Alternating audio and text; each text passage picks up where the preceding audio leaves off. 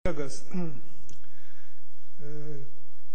prieš tai esu skaitęs paskaitą apie pranešimą apie ebola virusą, ebola karštligę ir esu pastebėjęs, kad štai visa žiniasklaida šiandien kalba apie ebolą kaip po tokią ir kartu atkreipiau dėmesį, kad nuo spalio 1 dienos mes turime ebola karštligę pastumti į antrą planą, o į pirmą planą turi iškelti gripas ir gripas.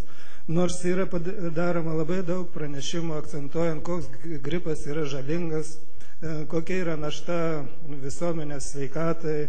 Mes matome, kad taip jau vidutiniškai Europoje apie 10% gyventojų susiduria su gripu, persirga gripu. Lietuvos duomenimis, kaip rodo mūsų registruojama priežiūros duomenis, gripo maždaug kas metai 100 000 atvejų, bet tai yra registruojamas sergamumas, iš tikrųjų jų yra žymiai daugiau.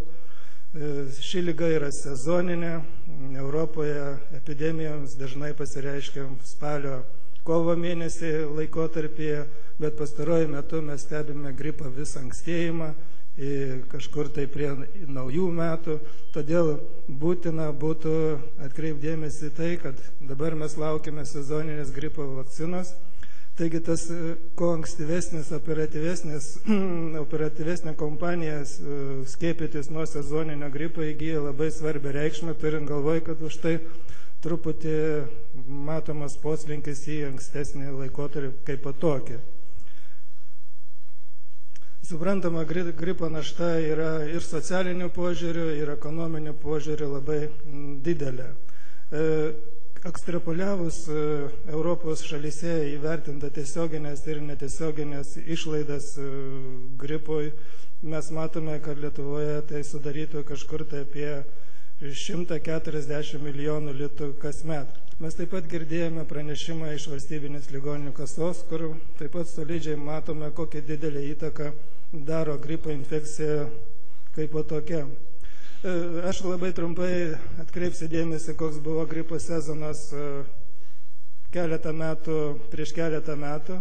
Mes matome, etiologinė struktūra yra šiek tiek kintanti, ypač B tipo viruso kaip po tokia. 12-13 mes matome gana didelę dalį sudaro B gripo virusas, kai tuo tarpu pernai apie 3% tektų gripo B variantai, bet turėkime galvoje, kad tai yra taip pat svarbus komponentas gripo valdyme, turint galvoje ateinančią naują gripo vakciną, kurioje bus ir komporuota, taip pat ir prieš šį gripo virusą. Gripo sezonas praeitas buvo gana švelnus, sunku prognozuoti, koks jisai bus šiuo metu, bet aplamai tikėtis, kad jis bus dar švelnesnis, negu mes turėjome pernai, turbūt nereikėtų, reikėtų ruoštis sunkesniai prognozijai. Gripo vakcina šių metų komponentas yra gal kiek panašus į praeitų metų, bet turėkime galvoje, kad tai yra dreifiniai viruso antigenai ir tos formulės, kurios yra rašomos gripo vakcinoje, ne visada reikėtų suprasti, kad tai yra analogai tai, kas buvo praeitame gripo sezone. Na, čia mes matome peizažą gripo sergamumo Lietuvoje, kai matome irgi kreivę violetinę, jeigu jūs matot, tai yra taip pat ganėtinai žema. Bet norėčiau atkreipdėmėsi, jau kurį laiką egzistuoja Euromomo sistema. Tai yra Europos stebėsenos mirtingumo sistema, monitoring mortality, kuris skelbia savaitinius bendro mirtingumo biuletenius gripo sezono laikotarpyje 19 šalių. Čia mes matome tas šalis, bet Lietuvos čia nėra.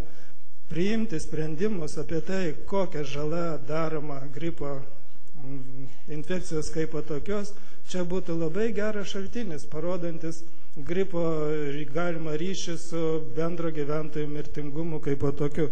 Turint galvoj požiūrį mūsų visuomenės į gripą, kaip atrodytų dar pakankamai lengva infekcija. Labai norėčiau atkreipdėmėsi jūsų visų į šią sistemą ir labai norėčiau, kad jūs paskatintumėt priimti sprendimą tai niekai nekainuojančiai kompanijai įtraukti savaitinius duomenis į štai šią sistemą kaip po tokią. Čia mes matome gražias kreivės,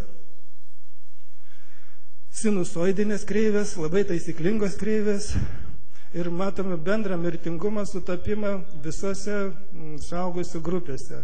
Ypač ryškus sviravimas sinusoidinis yra vyresnio amžiaus grupėse.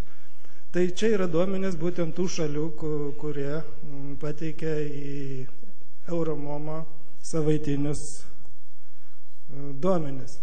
Taigi, žiūrint į Lietuvos mirtingumo dinamiką, mes taip pat matome sezoninį svyravimą, bendro mirtingumo kaip po tokio, kuris taip pat labai glaudžiai yra susijęs su sergamumu kvėpavimo takų infekcijomis, taip pat ir gripu. Taigi, įrodinėti apie gripo naštą, tai šiandien būtų kaip ir laiko gaišimas. Mes galime pažiūrėti į kreipimosi sezoniškumą dėl lėtinių ir apatinių kvėpavimo takų, išeminės ligos, pneumonijos, tai yra sezoniškumas sutampantis su gripo sezoniškumu. Taigi mes matome aišku ryšį tarp lėtinių ligų ir gripo ir mes aiškiai matome sezoninės vakcinacijos svarbą tiek medicininių požiūrių, tiek ekonominių požiūrių.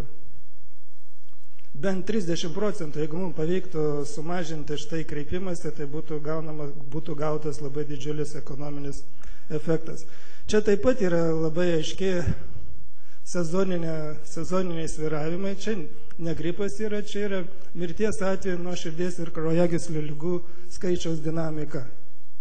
Taisyklinga kreivė, sezoninė kreivė, gripo įtaka kaip po tokia. Taigi, mano akcentas būtų ne tai, kokią žalą daro gripas, ar jisai daro didelę žalą, ar daro mažą žalą.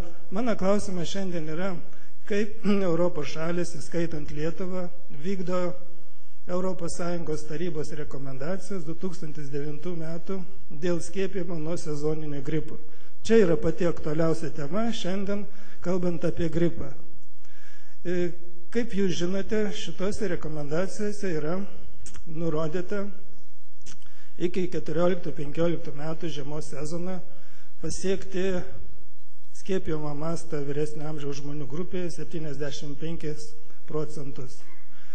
Atsižvelgiant į Europos ligų prevencijos ir kontrolės centro gairės, šis 75% tikslas turėtų būti taikomas ir rizikos grupėmis. 75% tikslas. Reiškia, mes turime eiti keliu, matyti vakcinacijos apimtis, ne kiek paskiepyta žmonių, o kokios yra vakcinacijos apimtis ir mūsų tikslas būtų pasiekti 75% apimtis lėtinių sveikatos sutrikimų turinčių žmonių grupėje, kitose rizikos grupėse būtent nėščios moteris ir vaikai. Ir dar viena tokia grupė būtų medicinos darbuotojai.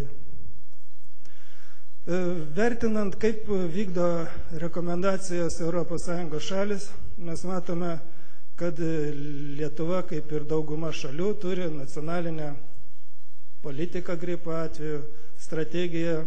Tik aš manau, ji galėtų būti detalesnė, aiškesnė. Ji turėtų apimti epidemiologinės priežiūros klausimus, ji turėtų apimti, žinoma, gripo naštos valdymo klausimą, tai yra sezoninė vakcinacija. Vakcina kaip po tokia nėra tokia pajėgi, kad galėtų valdyti sergamumą, bet vakcina yra labai pajėgi valdyti gripo įvairius sukeliamus nuostolius kaip po tokias. Taigi viena bloga žinia, kad gripo mes išvengti negalime, bet kita gera žinia yra, kad gripas sukeliamą žalą mes galime valdyti, mažinti. Štai du kiti komponentai, ko trūksta Lietuvoje. Tai yra veiksmų plano. Veiksmų plano ne politinė prasme, bet veiksmų plano tokio, kuris turėtų aišku ekonominį pagrindimą. Ir trečias, veiksmų plano adekvatus finansavimas. Deja, kai matome ES šalių, nėra tiek daug, 14 šalių turi tokį planą ir tik tai 10 šalių turi veiksmų planą, kuris paremtas adekvačiu finansavimu. Taigi, žvilgtelkim į 65 metų ir vyresnių grupė, kitaip tariant, vyresnio amžiaus grupė. Įvairios šalis turi skirtingus apibrėžimus vyresnio amžiaus žmonių grupių. Vienos 50 ir daugiau, kitos 55 ir daugiau, bet vyraujanti dalis šalių vis dėlto apibrėžia vyresnį amžių kaip 65 ir daugiau.